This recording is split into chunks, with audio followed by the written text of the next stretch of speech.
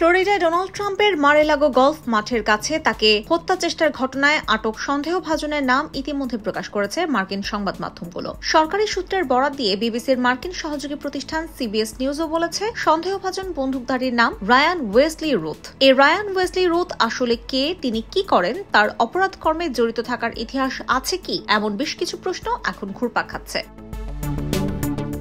বিবিসির সত্য অনুসন্ধানকারী দল বিবিসি ভেরিফাইও রায়ান ওয়েসলি রুথের বিস্তারিত পরিচয় জানার চেষ্টা করেছে। তারা বিভিন্ন সামাজিক যোগাযোগ মাধ্যমে ওই নামের প্রোফাইল খুঁজে পেয়েছে। সেগুলো ঘেটে দেখা গেছে রায়ান নামে ওই ব্যক্তির বয়স 50-এর কোঠার শেষের দিকে। ইউক্রেনে গিয়ে রুশ বাহিনীর বিরুদ্ধে যুদ্ধ করার জন্য রায়ান বিদেশি যোদ্ধাদের আহ্বান জানিয়েছিলেন বলেও ইঙ্গিত দিয়েছে বিবিসি ভেরিফাই। রায়ানের সামরিক বাহিনীতে কাজ করার অভিজ্ঞতা নেই। 2023 সালে নিউ ইয়র্ক টাইমসকে দেওয়া সাক্ষাৎকারে তিনি বলেছিলেন, 2022 সালে রাশিয়া ইউক্রেনে হামলা চালানোর পরপরই তিনি ইউক্রেনে গিয়েছিলেন। উদ্দেশ্য ছিল আফগানিস্তানে তালেবান ক্ষমতা দখল করার পর যেসব আফগান যোদ্ধা দেশ থেকে পালিয়েছিল তাদের খুঁজে বের করে ইউক্রেন যুদ্ধে কাজে লাগানো। গত জুলাই মাসে রায়ান সামাজিক যোগাযোগ মাধ্যম ফেসবুকে লিখেছিলেন, সৈন্যরা দয়া করে আমাকে ফোন দেবেন না। ইউক্রেন যাতে আফগান যোদ্ধাদের গ্রহণ করে সেজন্য আমরা এখনো চেষ্টা চালিয়ে যাচ্ছি। আশা করছি সামনের মাসগুলোতে নিশ্চয়ই আমরা এর কোনো না কোনো উত্তর পাবো। দয়া করে ধৈর্য ধরুন।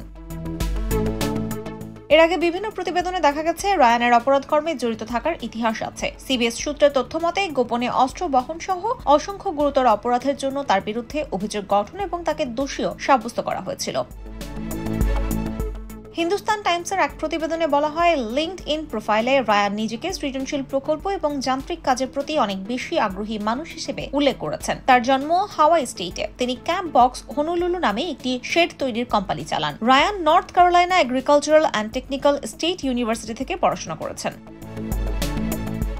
ফ্লোরিডার পাম বিচ এলাকায় ডোনাল্ড ট্রাম্পের মালিকানাধীন গলফ মাঠের কাছে গুলির ঘটনার পর অস্ত্রসহ রায়ানকে আটক করা হয়। গতকাল রোববারের এই ঘটনার সময় ওই মাঠেই ছিলেন ট্রাম্প। কেন্দ্রীয় নির্বাচন কমিশনের তথ্য মতে 2019 সালের পর থেকে রায়ান ডেমোক্রেটিক পার্টির জন্য 19 বার অনুদান দিয়েছেন। সব মিলিয়ে তার অনুদানের পরিমাণ ছিল $140। রায়ান প্রতিনিধি পরিষদে হাওয়াইয়ের সাবেক প্রতিনিধি টুলসি গ্যাবার্ডের জন্য অনুদান দিয়েছিলেন। সাবেক ডেমোক্রেট গ্যাবার্ড এখন ট্রাম্পের সমর্থক। আগামী নভেম্বরে অনুষ্ঠেয় প্রেসিডেন্ট নির্বাচনে রিপাবলিকান পার্টির প্রার্থী ট্রাম্প। রোববারের গুলির ঘটনার পর তার প্রচার শিবির থেকে জানানো হয়েছিল, ট্রাম্প যেখানে অবস্থান করছিলেন তার কাছাকাছি গুলি চালানো হয়েছে। তিনি নিরাপদে আছেন। এর আগে গত 13 জুলাই পেনসিলভেনিয়ায় এক নির্বাচনী সমাবেশে বক্তৃতা করার সময় ট্রাম্পের উপর গুলি চালানো হয়েছিল। সে সময় অল্পের জন্য প্রাণে বেঁচে যান তিনি। গুলিতে কানে আঘাত পেয়েছিলেন Trump. IBTV USA, new York.